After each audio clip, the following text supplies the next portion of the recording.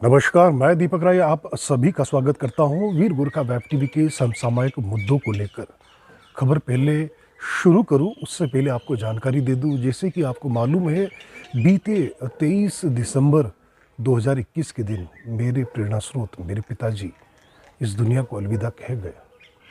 उन्हीं की याद और उन्हीं के मार्गदर्शन को ध्यान में रखते हुए वीर गोरखा वेब टीवी अब आगे भविष्य में ऐसे गोरखाली समाज की कहानियों को लेकर आपके समक्ष आएगा, ऐसे किस्सों को लेकर आएगा, ऐसे समसामयिक चर्चा विषय के साथ आएगा जो आपको संभवतः भारतीय गोरखा समाज में कम देखने को मिला हो।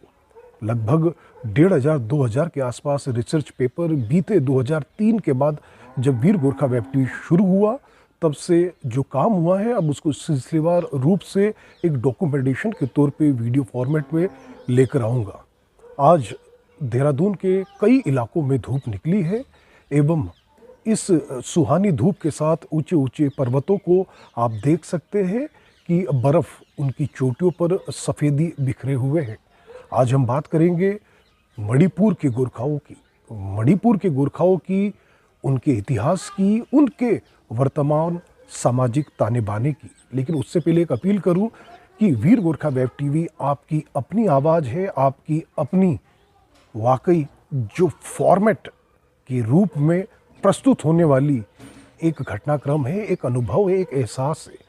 वीर गोरखा वेब टीवी के संचालन के लिए आप आर्थिक रूप से मदद करते हुए इसको और सुदृढ़ बना सकते हैं ताकि अच्छे कार्यक्रम और बेहतरीन कार्यक्रम लगातार आप तक निरंतर रूप से पहुंचा सकूं।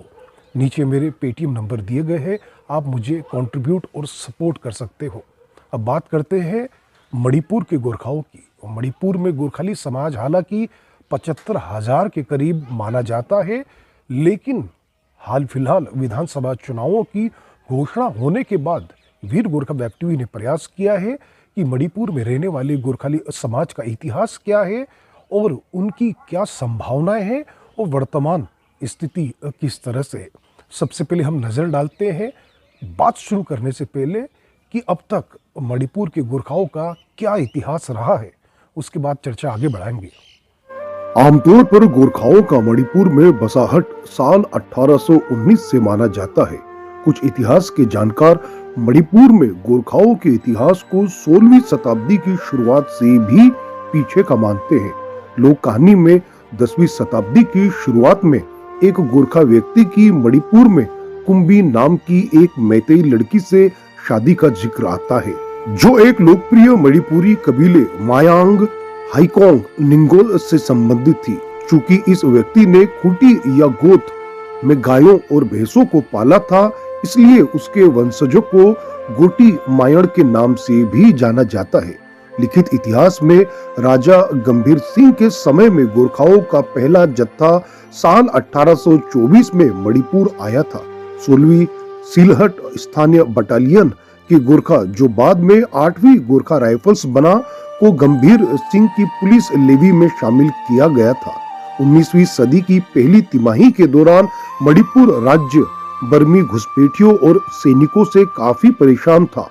मणिपुर को सुरक्षित करने के लिए गंभीर सिंह ने 1825 में एक सेना खड़ी की और इसके लिए सिलहट से गोरखाओं की भर्ती की थी। गोरखाओं के इस समूह को विक्टोरिया पल्टन का नाम दिया गया था। अंग्रेजों का भरोसा जीतने के बाद गोरखा सैनिकों को सभी उनके जो राजनीतिक एजेंट थे उनकी रक्षा के लिए तैनात किया जाता था। उन्हें रसोइया, दूध वाले, व्यापारी और कृषक के रूप में भी लाया गया था। मणिपुर में गोरखा सैनिकों की संख्या में वृद्धि तब हुई जब 1880 के आसपास 8वीं गोरखा राइफल्स की 23वीं, 43वीं और 44वीं बटालियन को मणिपुर में स्थानांतरित कर दिया गया। बाद में असम के चीफ कमिश्नर के रिकॉर्ड के अनुसार गोलाघाट से 400 गोरखा सैनिकों और सिलचर से 200 गोरखा सैनिकों को मणिपुर लाया गया था। 1891 में असम के अन्य स्थानों से अधिक को इस क्षेत्र में स्थानांतरित कर दिया गया था। महाराजा चंद्रकृति के शासनकाल में भी कई गोरखा मणिपुर आए। 20वीं सदी की शुरुआत में गोरखाओं की भर्ती असम मिलिट्री पुलिस में की जा रही थी।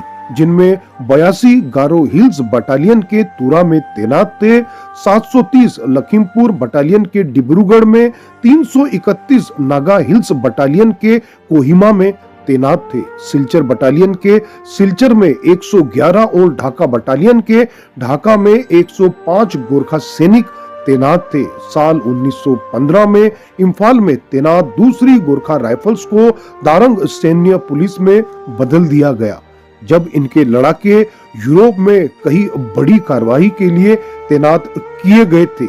मणिपुर में तैनात इसी दरंग सैन्य पुलिस को 1917 में चौथी असम राइफल्स में बदल दिया गया था और इसमें 80% से ज्यादा सैनिक गोरखा मूल के थे। सक्रिय सेवा में मणिपुर में आए लगभग सभी गोरखा सेवानिवृत्ति के बाद स्थायी रूप में वहीं बस गए। ब्रिटिश सरकार ने चौथी असम राइफल्स के कर्मियों को पहले थंग माईबंद में और बाद में एरोई सस्बे में, चिंक, टांगरी, काला पहाड़, तोरबंग, मरम, इम्फाल, इरंग और कंगला टोम्बी में विशेष कॉलोनियों में भूमि आवंटित की थी।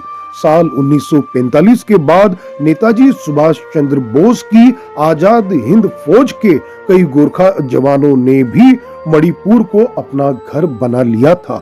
यहाँ तक कि नेपाली साहित्य की पहली काव्य रचना भी मणिपुर से आई थी। इस बात का प्रमाण यह है कि साल 1894 तक गोरखा समाज पूरी तरह से मणिपुर के स्थानीय समाज और इसके सामाजिक गतिविधियों में शामिल हो गए थे, जिसका सार तुलाचंद आले द्वारा कृत मणिपुर को सवाई में देखने और पढ़ने को मिलता है।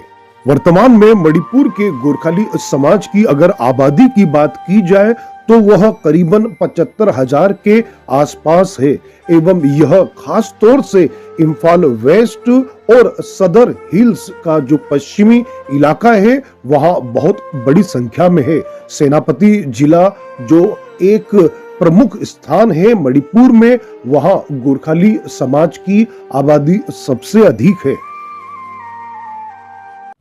जैसे कि आपने देखा कि मणिपुर के गोरखाओं का इतिहास बेहद पुराना है। लोक कहानी हो या एक अंग्रेजों के द्वारा लिखे गए डॉक्यूमेंटेशन हो, वहाँ पे सदियों पुराना उनका इतिहास है। लेकिन आज भी उनकी हालात बदले नहीं हैं। अंग्रेजों के ज़माने में जो उनको हक अधिकार दिए गए थे, आज कहीं ना कहीं वह उससे अपने आप को वंचित पाते हैं। मणिपुर की गोरखाली समाज में बहुतेरे ऐसे नाम हैं जिन्होंने राज्य का नाम रोशन किया एवं साथ ही साथ देश का, समाज का नाम रोशन किया। ऐसे ही कई लोगों में आईपीएस वंदना कार्की जो महिला आईपीएस अधिकारी होने के साथ साथ आईजीपी रैंक तक पहुंची। उसके अलावा के क्षेत्रीय जो मणिपुर सर्विस जो कमीशन है, पब्लिक सर्विस कमीशन, उसमें सेक्रेटरी के तौर पे रिटायर्ड हुए वरिष्ठ आईएएस।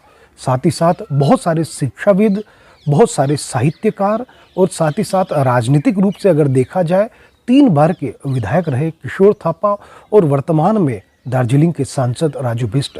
सभी की जन्मभूमि मणिपुर रही है।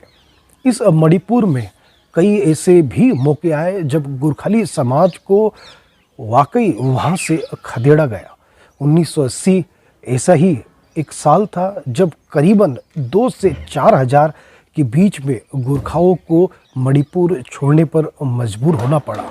कई सारी दिक्कतें परेशानियों के बावजूद उनके युवा लगातार राज्य को विकास के ओर ले जा रहे हैं, साथ ही साथ अपने आप को भी सुदृढ़ कर रहे हैं। तमाम विसंगतियां होंगी, लेकिन जूझने का जो मादा है वह कम संख्या में होने के बावजूद भी उन्होंने बखूबी दिखाया है। आज हम बात करेंगे all Manipur Gorkha students union के जो पदाधिकारी है उनसे, अर्जुन जोगी जी। साथ ही साथ मणिपुर के सेनापति जिले में कांगपोकपी एक जगह है जहां गोरखाली काफ़ी बहुतायत में है, वहां पूर्व प्रधान रह चुके शिवा बसनेत से। इन दोनों से युवा एवं एक राजनीति की समझ और राजनीति को जनसेवा के रूप में जो यूज़ कर चुके हैं, प्रयोग कर चुके हैं और देखा है कि समाज में किस तरह एक नए राजनीतिक उद्देश्य के साथ काम किया जा सकता है।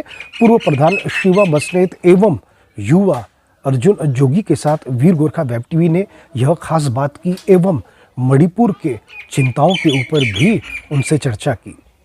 नमस्कार। मणिपुर के विधानसभा चुनावों की जैसे ही ऐलान हुए, उनकी तारीखों की घोषणा हुई, वैसे ही मन में एक सवाल आया कि गोरखा समाज के लिए मणिपुर में जो एक बड़ी संख्या में रहते हैं, हालांकि उतनी बड़ी भी नहीं लेकिन इतनी जरूर है कि वह लगभग 5 से 7 विधानसभा सीटों पर सीधे सीधे दखल रखते हैं।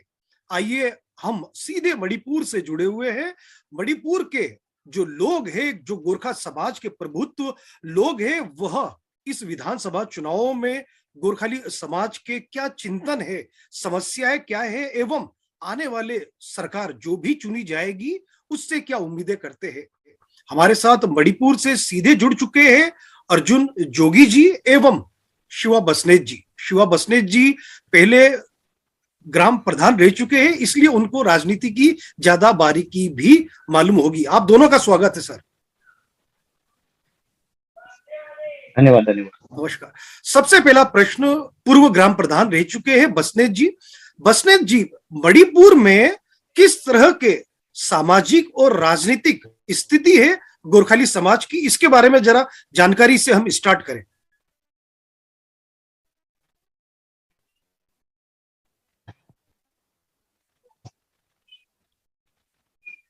जी सर, आप सुन पा रहे हैं सर? जी जी सर, हाँ अभी सुन पा। जी सर। हमने कुछ पूछा था, मेरा सवाल आपने सुन लिया कि मैं फिर से दोहराऊं?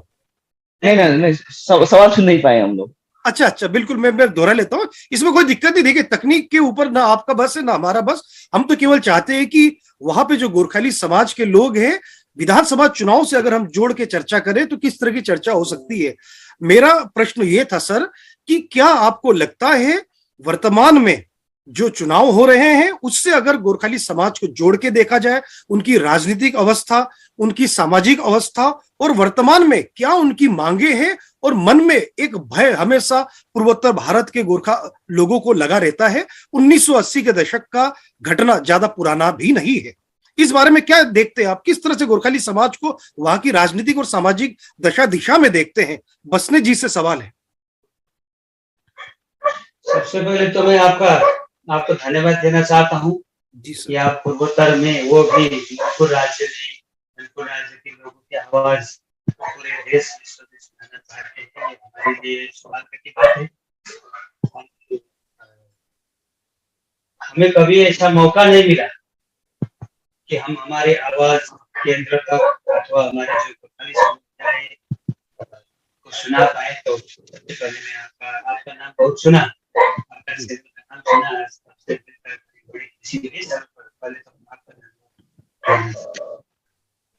राजनीति को सामाजिक ये अलग अलग बयान करने से ठीक रहेगा। राजनीति में तो अब देखिए, मणिपुर का खास करके बोलेंगे तो जो गोरखा समुदाय है, हमारा एक 60 कंस्टिट्यूंसी में एक कंस्टिट्यूंसी है। यहाँ पर 80 के दशक में हमारे खुद के विधायक हुआ करते थे। 3 बार जो जीत के वहाँ के विधायक बने स्वर्गीय श्री किशोर थापा जी। जी। हाल में अभी वो स्थिति नहीं है। आपने जैसे आपको जानकारी है, 80 के दशक में यहाँ के जो मुख्य स्टूडेंट ऑर्गेनाइजेशन है, एमसू मणिपुर, ऑल मणिपुर यूनियन, इनके अगुवाई में यहाँ पर विदेशी का नारा लगा। तो बहुत सारे विदेशी तो मणिपुर में है, लेकिन सब टारगेट तो गोरखाई, हर स्थिति में गोरखाई बढ़ जाते हैं। यहाँ पर हमारे जो साइकुल में, उस क्षेत्र में बहुत आगजनी भी, बहुत नुकसान भी हुआ। उसी काल में हमारे विधायक जीत थे। तो उसके बाद तो फिर धीरे धीरे हमारी जो स्थिति है अभी पहले जो थी वो तो नहीं है। जैसे अर्जुन जी से एक प्रश्न है मेरा। अर्जुन जी काफी युवा है और असम के जो युवाओं को जोड़ के समाज के साथ तरह तरह की गतिविधियों में संलग्न भी है। लगातार मैंने उनका काम लंबे समय से देखा है। आपको क्या लगता है किस तरह का ताना बाना है वहां पे? क्या मणिपुरी गोरखालियों का जीवन उतना सरल है जितना अन्य क्षेत्रों में, जैसे देहरादून में देख लो, हिमाचल प्रदेश में देख लो, आसाम में भी काफी हद तक उनका जीवन उतना ज्यादा मुश्किल भरा नहीं है? एनआरसी का विवाद हुआ था, वो भी लगभग सुलट चुका है। उसके अलावा सिक्किम देख लो, दार्जिलिंग देख लो, एक तरह से कहीं ना कहीं अपने आप को सुरक्षित देखते हैं सामाजिक ताने बाने में। मणिपुर की हालात क्या है? वहां का गोरखाली समाज किस तरह से अपने आप को वहां अन्य समाज के बीच में पाता है? ये जो आपने जो प्रश्न पूछा, ये थोड़ा बहुत अम, मणिपुर का कंटेक्स्ट में देखे तो थोड़ा बहुत कंट्रोवर्शियल है। जी अपना जो मणिपुरी गोरखा का जो स्टेटस यहाँ पे है, जैसे कि अपने अपने भैया जो शिवदा ने भी बताया, जो एक फॉरेनर का टेक जो लगता है, अभी तक भी अभी भी उसी नजरिए से देखते हैं ये लोग यहाँ पे हम लोग को। हाल में आपको पता भी होगा कि बीजेपी सरकार जब जो आए, उन्होंने इनर लाइन परमिट भी पास की, बिल्कुल। तो वो लेके थोड़ा बहुत अपने कम्युनिटी पे थोड़ा बहुत तनाव था कि उसका कट ऑफ ईयर क्या होगा, अपना स्टेटस ऐसे होल हम लोग को कौन सा नजरिए से देखेंगे ये बोल के। तो ये सब इधर उधर देखने से ये पता चल जाता है कि अपना जो एक फॉरेनर का जो टेक है अभी तक मिटा नहीं है यहाँ पे। बाकी जगह देखे, आसाम देखो या बाकी जगह जो आपने बताया, वहाँ पे लगभग गोरखाली लोग का ठीक ठाक ही है जहाँ पे रह रहे हैं, मगर मणिपुर में उतना हम लोग का अभी रिप्रेजेंटेशन भी नहीं है। जैसे कि यानी कंस्टिट्यूंसी में हम लोग रिप्रेजेंट नहीं करते हैं, या अपना संस्था ठीक से नहीं चल रहा है, या कुछ हम लोग का कुछ इधर उधर बिगड़ने के कारण से ही बोलता हूँ कि अपना स्टेटस उतना ठीक नहीं है यहाँ पे। तो जिस अभी जिस जिस तरह एनआरसी से आए। अर्जुन जी जिस तरह से एक संगठन के रूप में कहीं ना कहीं आप देखते हो कि इसका अभाव एक संगठन के रूप में सभी गोरखालियों का जुड़ना नहीं है, क्योंकि बहुत सारी संख्या, लगभग 75,000 के आसपास आज के दिन में अगर गिनती करें, एक गोरखाली समाज है, लेकिन एक तरह से वो कहीं ना कहीं संगठन के रूप में मौजूद नहीं है। ये संगठन के रूप में आप कोशिश तो करते हो, और लेकिन उतना संगठित नहीं है। आपको लगता है कि संगठन का ना होना एक इसकी बड़ी वजह है? संगठन ना होना, हाँ, ये एक बड़ी वजह है। अपना जो एक एपेक्स बॉडी था, आपको पता भी होगा, 1951 में अपने जो भी पूर्वजों थे उन्होंने बनाया हुआ संगठन था, मणिपुर गोरखा वेलफेयर यूनियन बोल के। वो 1981 से लगभग वो डिफन ही था। तो जो संगठन का जो काम होना था, जो अपना इश्यूज लेके जो जिसको भागना था या जो एड्रेस करना था, वो काफी मिस्ड हुआ अपना यहाँ से। तो फुली फंक्शनल भी नहीं था, इश्यूज लेके भी चलते नहीं थे। तो ये कारण से जो अपना स्टेटस जो है अभी तक, मैंने जो एक फॉरेनर का टेक है अभी तक मिटा नहीं मणिपुर पे। तो सोचा था कि कुछ लगभग ये बीजेपी सरकार जो लास्ट 5 इयर्स में जितने भी काम किया, जितने भी वो सरकार आने के बाद थोड़ा बहुत तो घट गया, थोड़ा बहुत वो नजरिया थोड़ा बहुत गिर गया, माने उतना नहीं है जो पहले था। तो लगता है कि जब नेक्स्ट इस टाइम भी अगर बीजेपी सरकार आई तो थोड़ा बहुत वो होता है ना कि फॉरेनर वाला जो अपने को हम लोग को जो नजर से देखते हैं लोग, वो थोड़ा कम होगा क्या बोल के मुझे लगता है। और अपना संगठन लोग भी इस बार थोड़ा बहुत फुली फंक्शनल हो चुके हैं। जो पहले के जो संस्था थे, एपेक्स बॉडी थे, या यूथ के बोलो या स्टूडेंट के बोलो, अब ये नारा लेके जा रहे हैं कि हम लोग इतना साल से इतना क्या बोलती, इतना इंडिपेंडेंस, बिफोर इंडिपेंडेंस या 1891 की जो यहाँ पे सबसे बड़ा जो यूथ माने वो था, माने ब्रिटिशर्स के लिए जो लड़ाई हुआ था, उसमें भी अपना निरंजन सिंह छेत्री जो थे, इतना बड़ा सेक्रीफाइस होके भी हम लोग का जो फॉरनर टेक है ये हटना चाहिए बोल के थोड़ा बहुत हम लोग भाग रहे हैं। देखते हैं अभी कितना हम लोग सक्सेसफुल होंगे, वही देखना है। जिस तरह से बसने जी से एक सवाल पूछना चाहूंगा। बसने जी, आप तो ग्राम प्रधान रहे हैं, आपने वहां पे सारी स्थिति देखी राजनीतिक रूप से, और समाज के बीच में रह के आपने जन सेवा का काम राजनीति के माध्यम से किया है। अगर हम ज्यादा पीछे ना जाए, 1980 का दशक ऐसा दशक था जब 1980 के आसपास मणिपुर के गोरखाली समाज के लिए एक न भूलने वाला, एक दुर्भाग्यपूर्ण समय रहा। ऐसी अवस्था के बाद, आप तो उस समय काफी युवा रहे होंगे, उस अवस्था के बाद आज 2022 की अगर हम बात करें, 42 साल के आसपास उम्र लगभग इस अवधि निकल चुकी है। आपको लगता है कि अभी भी मणिपुर के गोरखाली समाज में 1980 में जब नेपाली में कहते हैं खेदा गया या उनको वहां से भगाया गया, यह शब्द हालांकि सुनने में बहुत भद्दा लगे, लेकिन जो कड़वा सच है वो यही था। आपको लगता है कि 42 साल की अवधि हो चुकी है उस घटना की, आज भी कहीं ना कहीं मन में वो डर है वहां पे रहने वाले गोरखाली समाज के बीच? अ, अभी हम जैसे अभी तो हमारे यहाँ बीजेपी सरकार है। बीजेपी सरकार आने के बाद ही थोड़ी शांति मिली है। नहीं तो हर वक्त यही चिंता रहती थी कि हम घर से निकलेंगे, शायद शाम को घर लौटे न लौटे। ये स्थिति तो हर समय जब तक यहाँ पर, अब असल में बात बताए तो सरकार को तो वोट चाहिए, मेजोरिटी जो मांगती है वही देती है ना सरकार। तो हमको किस स्टेटस में रखना है, यहाँ के लोगों के भाव में भी वही था। ये गोरखा जो है ये विदेशी है, कैसे आके रह रहे हैं, हमारा कोई हमारे जो हमारे भाग की ये छीन के खा रहे हैं, इनको भगाना है, ये सरकार के मन में भी थी। अभी ये हटी है तो अभी थोड़ा हम शांति से जी पा रहे हैं, अपनी आवाज उठा पा रहे हैं। इस बार भी वही है, खुद अगर असल में पता है तो जो आईपी लगी यहाँ पर हर एक जाति के लोगों को बुलाया गया, लेकिन गोरखा जाति को वहां पर बुलाया नहीं गया। आपका क्या राय है?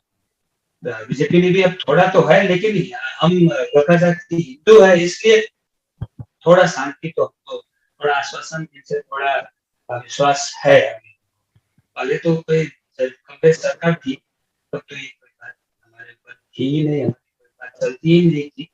इसमें लोगों को क्या, यहाँ के जनता को क्या लगता है, सरकार तक मिली थी ये जिस तरह से बसनेत जी मैं देखता हूं, और मैंने आपसे बात करने से पहले कई ऐसी किताबों को खोजा और कई किताबों के कुछ पन्नों से कुछ कुछ चीजें निकाली।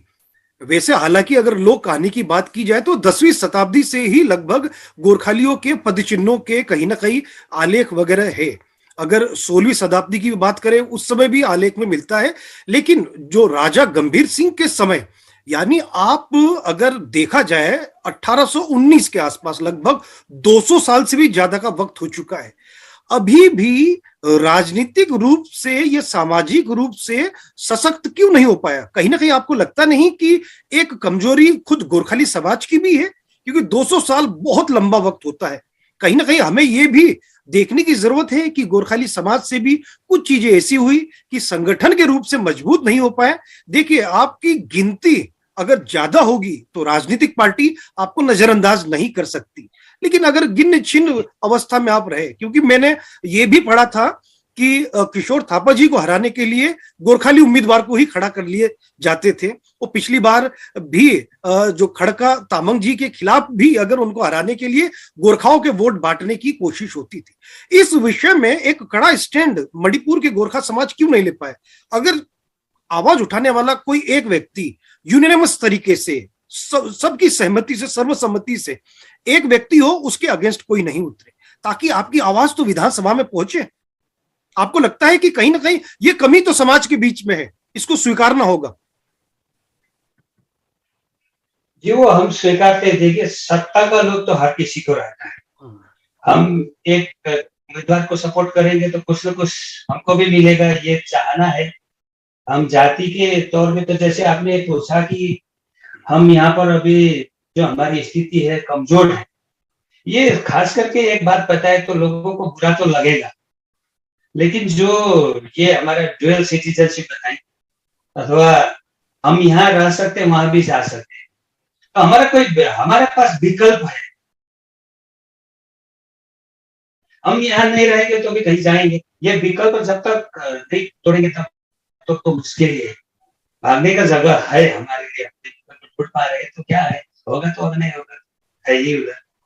ये शायद लोगों के सोच में, और 80 के दशक में जो आगजनी हुई थी, जो इशू हुए थे, उसके लोगों के क्या रहता है, हम कब तक रहेंगे? हम तो चलो हमारा तो जीवन गुजारा हो गया, हमारा बेटा का नहीं होगा, ये सोच में थोड़े लोगों के दिल दिमाग से ये जरूरी है। अभी जैसे अर्जुन जी है, ये एमजीवाई युवा अभी आगे बढ़े हैं भविष्य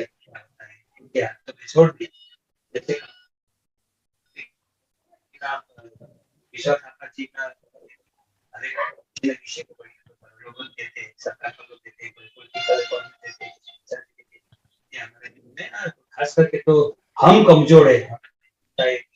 इस बार भी अब देखिए फरवरी में इलेक्शन है, अभी तक हमारा कैंडिडेट कोई ये होगा नहीं। 2 उम्मीदवार है, सिंचिन गुरुंगची है और खड़का दामन जी है। कोई लोग खास करके हमारे जो अध्यक्ष बॉडी है वो अभी तक डिसाइड नहीं करता है कि इनको आगे बढ़ना। बस तो कर सकते, चलो आप इस बार जाइए, लेकिन ये डिसीजन अभी तक नहीं हो पाया, तो अभी मैंने क्या जी जी। जिस तरह से अर्जुन जी से एक सवाल है, देखिए हम अगर बात थोड़ी सी हमने कड़वे बात भी कहे इसमें, लेकिन उसके बावजूद भी मणिपुर के गोरखाओं में कहीं ना कहीं कुछ एक अनोखी बात मैं देखता हूं। हालांकि बहुत सारी तकनीकी दिक्कतें हैं, बहुत सारी उनको समस्या है वहां पे स्थानीय स्तर पे, फिर भी आपके यहाँ पे आईएएस के क्षेत्रीय के रूप में होते हैं, आपके यहाँ पे महिला आईपीएस भी वंदना कार्की के रूप में, आईजीपी के रूप में उन्होंने रिटायरमेंट ली। यहाँ तक कि आपके यहाँ से एक उद्योगपति जो अभी वर्तमान में दार्जिलिंग से सांसद है, राजू बिस्टा। उसके अलावा अगर ऐसे नाम गिनाने लग जाओ तो बहुतेरे नाम आते हैं। एक अच्छे भविष्य के लिए आप क्या देखते हो कि राजनीतिक पार्टी से आप क्या मांग करोगे, या चुनाव से पहले राजनीतिक पार्टी यदि आपके दरवाजे आती है तो आप लोगों का स्टैंड क्या होगा कि हम लोग ही ये समस्या है, आपको हम मौका अगर दे तो आप हमारे लिए क्या करें? एक इस तरह का अगर आप विचार बनाया है आपने, क्योंकि आप तो युवा है, आपको तो इस बारे में ज्यादा जानकारी है और आपके पास तो युवा शक्ति भी है। अगर राजनीतिक पार्टी आपके दरवाजे आती है वोट मांगने के लिए, तो आप लोगों का, मणिपुर के गोरखाओं का स्टैंड क्या रहने वाला है?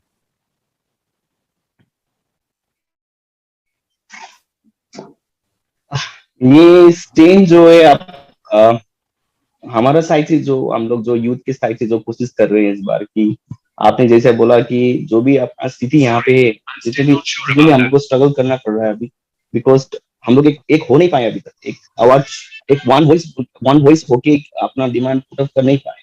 इसी कारण से होगा जितना भी प्रॉब्लम हम लोग फेस कर रही है, जितना भी सिचुएशन आदमी लोग को फेस करना पड़ रहा है, यही एक कारण है। तो इस बार हम लोग ये प्लान कर रहे हैं कि युवा साइड से कि अपना भी एक स्टेन हो, ताकि कुछ फॉर द फर्स्ट टाइम ये ऐसा होगा अगर कुछ कर पाए, ताकि गवर्नमेंट को हम लोग ये मांग करें कि देखिए कि अपना यहाँ पे सबसे बड़ी प्रॉब्लम क्या है कि अपने को संघर्ष भी करना पड़ता है कि अपना जीवन के लिए, कि कुछ काम करो या कुछ इधर उधर देखो, साइड बाई साइड अपने को सबसे बड़ी प्रॉब्लम होती है कि आइडेंटिटी इश्यूज।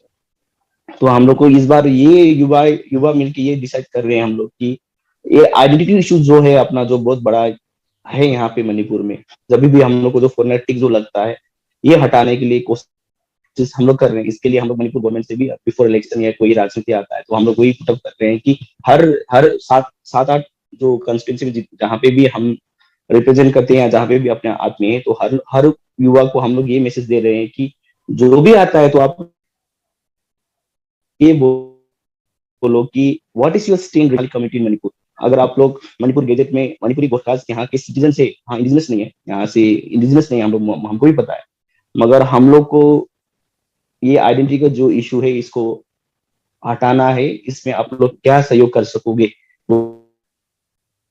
क्योंकि यही पुटअप कर रहे हैं। जी जी। जिस तरह से ये बसनेत जी, इस जो समस्याओं को जो अर्जुन जी ने कहा, इसका समाधान क्या हो सकता है, कि कैसे इसका समाधान खोजा जाए और किस तरह का फॉर्मूला ला के वहां के गोरखाओं के मन में एक मन में विश्वास जगाया जा सकता है कि देखिए आप इस क्षेत्र में सुरक्षित है, यही के स्थानीय लोग हैं, किस तरह का समाधान हो सकता है?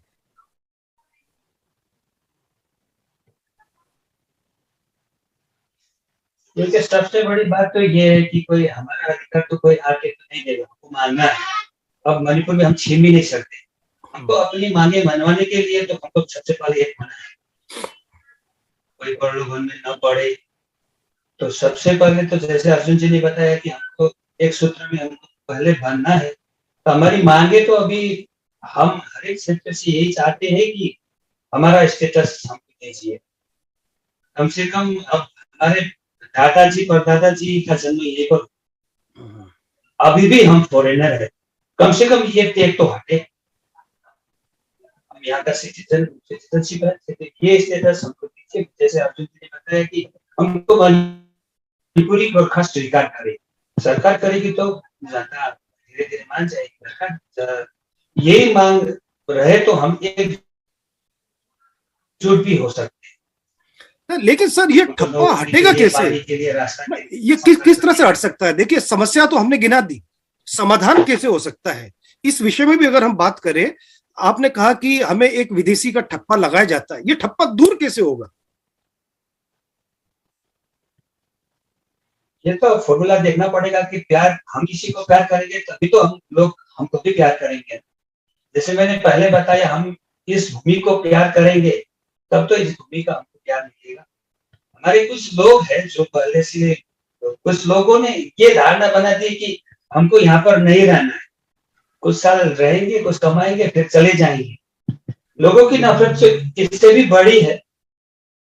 तो अभी हमारे जो युवा है अभी इसी क्षेत्र में काम कर रहे हैं कि हम मणिपुर के लिए मर मिटेंगे, कुछ भी समस्या हो, जो अन्य जाति यहाँ की करते हैं हम साथ में है। तो अभी थोड़ा प्यार यहाँ के लोग हमको इसी आधार पर कर रहे हैं। इनका भी जन्म यही हुआ और कुछ इशू है, स्टेट का इशू है, तो ये भी साथ दे रहे हैं। हम हर एक परिस्थिति में वहां पहुंचते हैं, कोई छोटा इशू हो या बड़ा इशू हो, हम गोरखा जात से रिप्रेजेंट कर रहे हैं, तो इससे इनका प्यार थोड़ा बहुत हमको मिल रहा है। हम सिर्फ उनसे प्यार चाहेंगे ये तो नामुमकिन है, हम उनको प्यार करेंगे तभी तो हमको प्यार करेंगे। तो हमको लगता है कि हम इसी क्षेत्र में काम करें।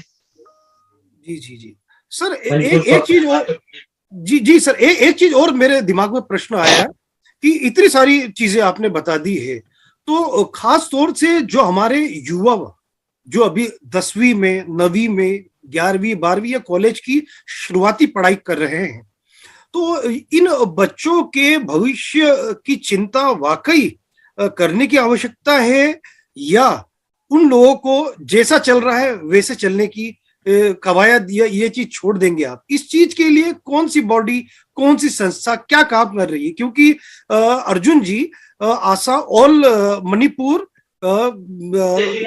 स्टूडेंट्स के कुछ एक संस्था है, यूनियन के आप अध्यक्ष है अभी वर्तमान में, अगर मैं गलत नहीं हूँ। नहीं, मणिपुरी गोरखा यूथ एसोसिएशन। जी यूथ के हम लोग स्टूडेंट के दोस्त। अच्छा स्टूडेंट अलग है। जी आपने संशोधन किया, शुक्रिया इस चीज के लिए। तो आप लोग जो संघ संस्था के रूप में है, आगे आके क्या ऐसा ठोस कर रहे हैं? क्योंकि देखिए जो वक्त निकलना था वो तो निकल गया, जो आने वाले जो भविष्य है उनको सहेजना बहुत जरूरी है। उनके लिए क्या एजेंडा है आपके पास, आपके संघ संस्थाओं के पास? एजेंडा, सबसे बड़ी एजेंडा मैंने स्टूडेंट, रिगार्डिंग स्टूडेंट्स की जो बात कर रहे हो आप, स्टूडेंट को लेके तो अपना स्टूडेंट जो ऑल मणिपुर का स्टूडेंट यूनियन है वो अच्छी काम कर रही है ये लेके। और सबसे जितने भी समस्या अपने गोरखाओं की यहाँ पे मणिपुर में, वो एक ही कारण से है कि हम लोग एक हो भी नहीं पा रहे, या होने भी नहीं दे रहे, या हो नहीं सकते। तो अपना यूथ साइड से हम लोग ये ट्राई कर रहे हैं कि हम लोग कहीं बैठ के एक हो, कहीं कुछ एक एजेंडा लेके कहीं एक बन के आवाज एक होके अपना पुटअप करे इश्यूज। वही सबसे बड़ा मुद्दा जो है आप लोग हमारा यूथ को या बाकी जितने भी संस्था उसको प्रॉब्लम आ रहा है। तो वी आर ट्राइंग कि will work out in such in conditions कि जहाँ पे where we have a one voice, जहाँ पे सब यूथ एक इकट्ठा हो, जहाँ पे अपना वॉइस भी एक हो और एजेंडा भी एक हो।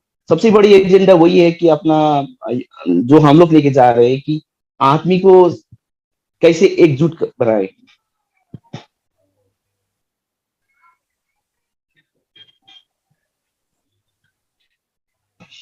जी वो कोई दिक्कत नहीं, तकनीकी दिक्कत। जी कहिएगा, बात कंटिन्यू कीजिए आप। तो सबसे बड़ी इश्यूज वही है, जितने भी प्रॉब्लम है वो अपने कारण से ही है। जितने भी प्रॉब्लम है कुछ कमी है अपनी कम्युनिटी की, इसलिए जो जितने भी हम लोग को जो प्रॉब्लम फेस करनी पड़ रही है मणिपुर में, सो उस प्रॉब्लम के लिए एक ही सोल्यूशन है कि हम लोग को एक होना है। तो यूथ साइड से वही कोशिश कर रहे हैं कि हम अपने कम्युनिटी को एक कैसे बनाएं। अब एक हो जाएंगे तो सब टाइम में आ जाएगा ऐसा लग रहा है। तो वही लेके जा रहे हैं हम लोग सर कि अपना कम्युनिटी एक बनाए कहीं पे एक कोशिश करके कि कहीं पे हम लोग स्टैंड ले सके, कहीं पे हम लोग खड़ा हो सके और एक होके आवाज उठा सके। वही सबसे बड़ा मुद्दा है अपना जी जो जी हम लोग जी लेके जा रहे हैं। जी जी। एक चीज और दिमाग में आता है कि अगर हम राजू बिष्ट की बात करें, जो इतने बड़े हजारों करोड़ की कंपनी के एमडी है, सांसद है, और भारतीय जनता पार्टी जिनकी आपके राज्य में सरकार भी है, उसमें बड़े पद में भी है, उनको अलग अलग पद दिए गए हैं, राष्ट्रीय प्रवक्ता है और भारतीय जनता युवा मोर्चा के वो राष्ट्रीय महासचिव भी है।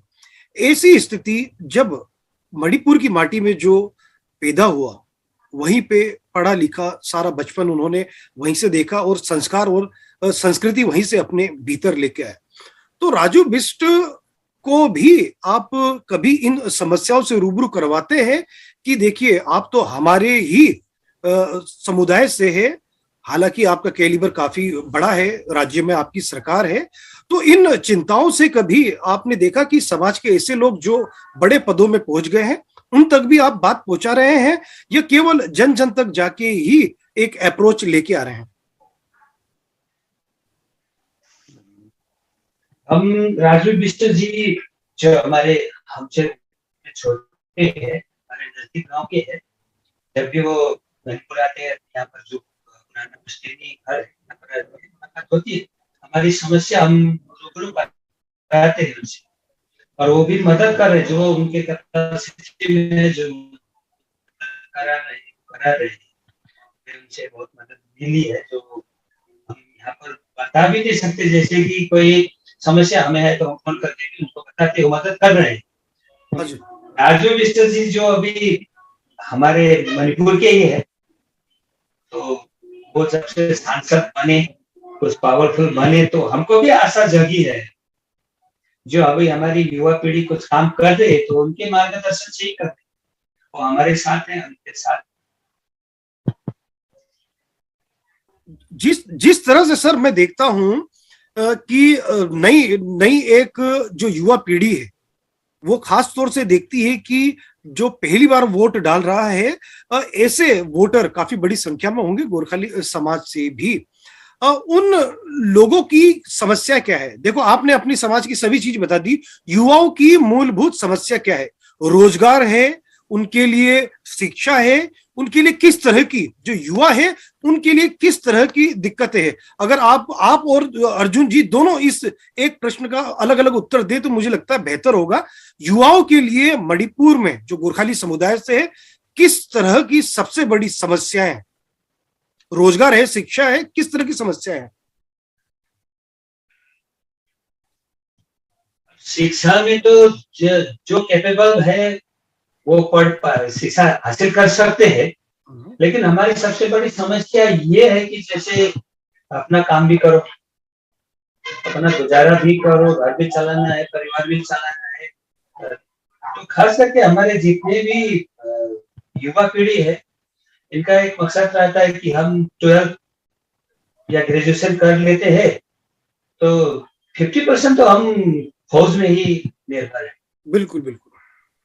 हमारे जवानों को, हमारे युवा को क्या रहता है कि जैसे शुरू से इनका मकसद बन जाता है कि हमको फौज में जाना है या फिर कोई सरकारी नौकरी में, तो अब हम परसेंटेज के हिसाब से करें तो 001 में ही होंगे। कुछ लोग गिने लोग ही है सरकारी नौकरी में, तो ये तो पूरा बता भी नहीं पाएंगे कि किस हालात में यहाँ पर नौकरियां मिलती है। तो फौज में तो ये नहीं है, फौज के ही आशा करते हैं, और जो कुछ पढ़े लिखे हैं, जो प्राइवेट अच्छी नौकरी यहाँ पर नहीं मिलती, तो प्राइवेट नौकरी के लिए भी मणिपुर छोड़ के जाना पड़ता है, दिल्ली बाहर ही चले जाते हैं। जी जी सर। और अर्जुन जी, युवाओं के लिए सबसे बड़ी प्राथमिकता है और उनकी समस्या क्या है? रोजगार, शिक्षा या अन्य? शिक्षा, एजुकेशन लाइन में भी चलो अपना जहाँ पे देखे गोरखाली कमेटी अभी तो लगभग ठीक करती है। सबसे बड़ी समस्या मैं देखता हूँ कि अगर पढ़ के भी अगर काम नहीं मिलता है तो वो सबसे बड़ी समस्या है। और आपको काम मिलना, मैंने प्राइवेट की नहीं बात कर रहा हूँ, मैं अपना गवर्नमेंट नौकरी की बात कर रहा हूँ। ये मिलना अपना कम्युनिटी को, मैं जो बोला ना, ये अपने कम्युनिटी को बहुत मुश्किल पड़ता है। और या आप बोलो कि गवर्नमेंट कॉलेज में अच्छी अच्छी कॉलेज जो है, या गवर्नमेंट जब भी जॉब के लिए ऑफर करती है, वहां पे कोई अप्लाई करता है तो अपने को छाट जाता है कि मैंने अपने अपने जितने भी बंदे हैं, अपने जितने भी युवा है, वहां से थोड़ा बहुत एक नेपाली बोल के किसी को लगा कि हाँ, ये बंदा जो अप्लाई कर रहा है नेपाली है या गोरखाली कम्युनिटी के साइड से है, बोलने से थोड़ा दृष्टि देखा जाता है। मणिपुर में युवा को काम मिलना बहुत मुश्किल भी है, और वो सबसे बड़ी एकदम प्रॉब्लम लगती है मुझे, क्योंकि अपने को, मैं बोला कि अब ये जो इशू है अपने फॉरेनर जो इशू से, या जो दूसरी नजर से जो देखते हैं यहाँ पे, वो उस कारण से, अगर युवा क्वालिफाइड है या कैपेबल है, गवर्नमेंट नौकरी मिलना अभी बहुत सारा प्रॉब्लम आ रहा है या प्रॉब्लम हुई है। लगता है कि ये सरकार जो आ रही है, अभी बीजेपी सरकार जो आएगी, ये थोड़ा बहुत ठीक करने से, चलो एक्सपेक्टेशन तो है कि ये करेगी बोल के, मगर अभी तक हुई नहीं। देखते हैं दोबारा नेक्स्ट माने अब फरवरी को तो हो रहा है इलेक्शन, उसके बाद जब आती है तो उसमें थोड़ा बहुत अपनी गोरखा समाज से कोई बंदा काम लगेगा कि नहीं लगेगा। जैसे कि आपने बोला कि क्षेत्रीय बंधनाकार की टाइम में थोड़ा बहुत उतना नहीं था, उतना वो माने उतना प्रॉब्लम उन लोगों को फेस करना नहीं पड़ा होगा। मगर अभी की जितने भी युवा जितने भी हैं मणिपुर में, अभी जितने भी क्वालिफाइड है, भी पढ़ रहे हैं, उन लोग को ये सोच के नहीं जा रहे, वो लोग पढ़ रहे होंगे कि मुझे मणिपुर में काम मिलेगा, को चैनल लगाना पड़ेगा, कनेक्शन लगाना पड़ेगा। अगर उतना भी कर नहीं पाएंगे तो काम मिलना बहुत मुश्किल पड़ेगा मणिपुर में गोरखाली युवाओं, वो सबसे बड़ी प्रॉब्लम है यहाँ। चलिए चलिए, अब अंत में एक एक जो प्रश्न आपसे पूछूंगा, क्या गोरखाली व्यक्ति इस बार विधानसभा में जा सकता है मणिपुर में आने वाले चुनाव में? अर्जुन जी, आप शुरुआत करें, आप बताएं आपको क्या उम्मीद है, उसके बाद बसने जी इसका उत्तर दें।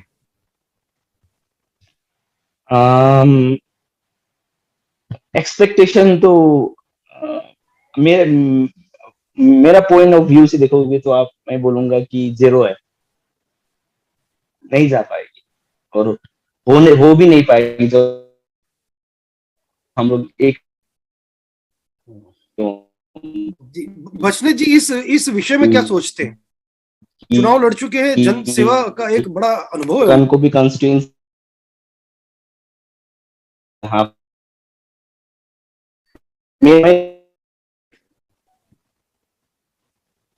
ये एक मिनट, आपके यहाँ से सिग्नल काफी बार ड्रॉप हो रहा है यहाँ पर जो, हाँ जी जी जी, कहिए, कंटिन्यू कीजिए।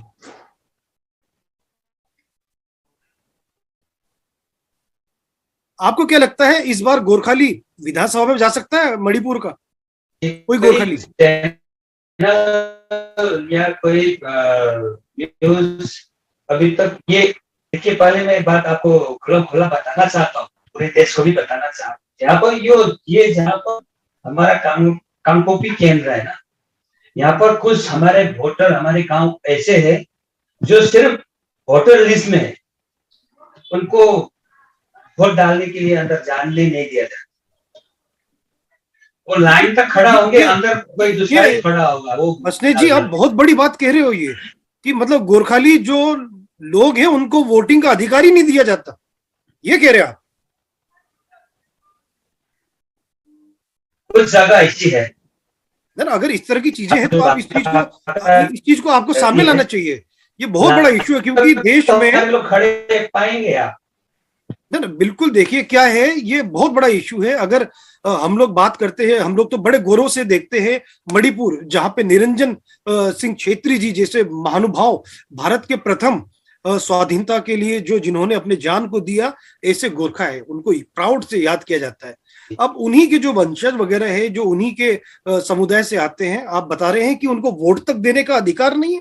ये तो बड़ी चिंता का विषय है। कुछ गांव ऐसे हैं कि जो सिर्फ गोरखा नहीं, जो वहाँ के कम्युनिटी है, यहाँ के जो लोकल है, वो भी अंदर नहीं जा पा रहे। अगर ऐसी चीज है तो आप इस विषय को आगे उठा के लाए, क्यों ना हम इस चीज को, क्योंकि मेरे बहुत सारे मित्र अन्य लोकल और नेशनल मीडिया में भी है, हम कोशिश करेंगे कि इस तरह की चीजों को सामने लाया जाए, ताकि जो संवैधानिक अधिकार है उससे कोई वंचित न रहे। अब अंत में जो मैंने कहा था एक, जी जी कहिए सर, आप कुछ कह रहे थे बसनेत जी। जो बात है, जो अंदर की बात तो कोई बताता नहीं ना, बाहरी बाहरी दिखा देते हैं। अब असल में हम बताए तो जब बीजेपी सरकार आई तब से थोड़ी बहुत शांति है, लेकिन यहाँ तो बिल्कुल में तो पैरेलल गवर्नमेंट है ना। बिल्कुल बिल्कुल, आप जो कह रहे हैं, जी जी जी, हमारे भी परिवार से काफी लोग अभी मणिपुर में ही पोस्टेड है, गोरखा रेजिमेंट के, और बहुत सारे हमारे तो परिवार में आसाम रेजिमेंट के भी काफी लोग रहे। तो अंदर की कहानी काफी हद तक जैसे मणिपुर के गोरखा समझते हैं वैसे ही मैं भी कहीं ना कहीं उतनी की बातों को समझता हूं, आपके दुख तकलीफों को उनके माध्यम से सुना भी है। अब अंत में आपसे एक एक प्रश्न ये है, आने वाले चुनाव में किस राजनीतिक पार्टी की उम्मीदें ज्यादा है और गोरखाली समाज चाहती है कि वह पार्टी वापस यह फिर से जीत के आए? अर्जुन जी अगर शुरू करें। जितने भी हम लोग ने फील्ड में जितने भी सर्वे थोड़े बहुत सर्वे जितने की भी हम लोग ने किए यूसी साइड से, मैं अभी भी बोल रहा हूँ कि अभी के जो अभी के मुख्यमंत्री है N Biren Singh, I think वही एक ही वाज द फर्स्ट पर्सन जिसने हम लोग को एड्रेस किया कि जितने भी गोरखा है मणिपुर में है वो मणिपुरी गोरखा है। तो वो बड़ा सा इम्पैक्ट रहा। और जो निरंजन सिंह छेत्री का मूर्ति जो बना, स्टेचू जो बना, उन्हीं के टर्म में बना। तो ये सब देख के जहां पे लगता है कि अपने गोरखाली कम्युनिटी बीजेपी को ही सपोर्ट करेंगे जैसा लग रहा है। बिल्कुल। और ये एक पार्टी है जिसने, जी जी, और बसनेत जी आपको क्या लगता है कि राजू बिस्टर का इम्पैक्ट है अब की बार? मतलब बीजेपी के वो भी है और मणिपुर का गोरखा कहीं ना कहीं बीजेपी को ही सपोर्ट कर रहा है इस बार। जरूर राजू बिस्टर जी कहीं पे रहेगा, वो आएंगे कुछ बोलेंगे तो उनकी आवाज सुनने के लिए यहाँ के जनता भी तत्पर है। बताइए, जैसे अर्जुन जी ने बताया कि इस बार का उस माहौल हमको लगता है कि बीजेपी सरकार बना पाएगी। गोरखाओं का जो हित है, जो गोरखा हित है, किस पार्टी की सरकार आए तो उसमें लगता है कि आपको गोरखा समुदाय थोड़ी सहज रूप से वहां पे रह सकता है और अपने विकास के मार्ग में प्रशस्त तो हो सकता है। कौन सी ऐसी राजनीतिक पार्टी लगती? भाजपा? जी बात वही है। अच्छा अच्छा, चलिए कोई बात वही है। जब भाजपा, देखिए अब कई लोग इस प्रोग्राम को देखेंगे तो लोग कहेंगे कि देखो कैसे भाजपा की बात कर रहे हो, लेकिन आप लोगों की तकलीफों को काफी मैंने अपने चाचा, पिता और अन्य जो मेरे मित्र रहे, जो आपके एरिया में पोस्टेड रहे, उनके माध्यम से मैंने कई कहानी सुनी है। 1980 का जो एक दंश है वह भी मैंने पढ़ा है, वहां के लोगों से मैंने बातचीत किया है, एक दर्द है। इसलिए कहीं ना कहीं लगता है कि आपको एक पार्टी विशेष में आपको लगता है कि वो आपको शायद सुरक्षित कर सके, आपको ज्यादा सहज बनाया जा सके। इस चीज के लिए आपका सम्मान करते हैं। आपसे लगातार जो मणिपुर के चुनाव है उससे जुड़े हुए कई मुद्दों पे लगातार बात करेंगे, अगर आप समय दे सर। आज के लिए काफी अच्छा आपने काफी अच्छे अनुभव बताए, समस्या बताए, कुछ कुछ बीच में तकनीकी दिक्कतें रही, लेकिन इतना तो चलता है आज के जमाने में। ऐसे ही नहीं कह देते कि ये डिजिटल इंडिया है। डिजिटल इंडिया में देखिए मैं देहरादून में हूं और आप सुदूर मणिपुर में, फिर भी हम लोगों ने एक दूसरे की दुख तकलीफों को साझा किया। और मैं चाहता हूं कि इस खबर को देखने वाले श्रोता जितने भी लोग हैं कम से कम इसको शेयर जरूर करें। मणिपुर के गोरखाओं के बारे में मैंने देखा देश में बहुत सारे गोरखाओं के नाम से न्यूज पोर्टलें हैं, यूट्यूब चैनल है, बहुत सारे फेसबुक में, लेकिन असल जो मुद्दे हैं, जो वहां पे जहां गोरखा समाज रहता है, वहां तक पहुंच के उनके दुख तकलीफों को सामने लगातार लाते रहना होगा ताकि वह अकेला ना महसूस करे।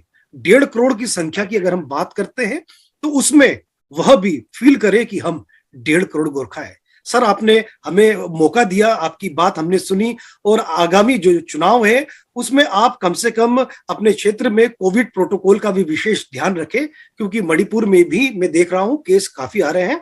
आप दोनों ने हमसे बात की, वीर गोरखा वेब टीवी को समय दिया, आप दोनों का सर बहुत बहुत धन्यवाद सर। आपका बहुत धन्यवाद। चूंकि आपने देखा यह कार्यक्रम काफी लंबा हुआ, इस कार्यक्रम के माध्यम से महज पौने या 1 घंटे के कार्यक्रम से मणिपुर के गोरखाओं को समझना आसान नहीं है। फिर भी वीर गोरखा वेब टीवी कोशिश करेगा कि आने वाले समय में इस भाग को आगे और बढ़ाया जाए। मणिपुर में जिन गोरखाली लोगों ने मणिपुर राज्य के विकास एवं देश को मजबूत करने की दिशा में काम किया है, ऐसे लोगों के बारे में आपको बताया जाए। साथ ही साथ 75,000 की संख्या होने के बावजूद मणिपुर में कई ऐसे विधानसभा सीटें हैं जहां पे 1000-2000 का वोट भी एक डिसाइसिव फैक्टर माना जाता है। अगला एक और एपिसोड इसी तरह लेकर आएंगे जिसमें मुख्य रूप से वहां पे गोरखाओं का विधानसभा चुनाव में किस तरह का समीकरण बन सकता है उस पर चर्चा करेंगे। देखते रहिए वीर गोरखा वेब टीवी। जो पहली बार आए हैं इस चैनल को सब्सक्राइब करें और जो निरंतर मेरी खबरों को देखते हैं, प्यार देते हैं, वह इस खबर को शेयर ज़रूर करें। देखते रहिए वीर गोरखा वेब टीवी। जय हिंद, जय गोरखा।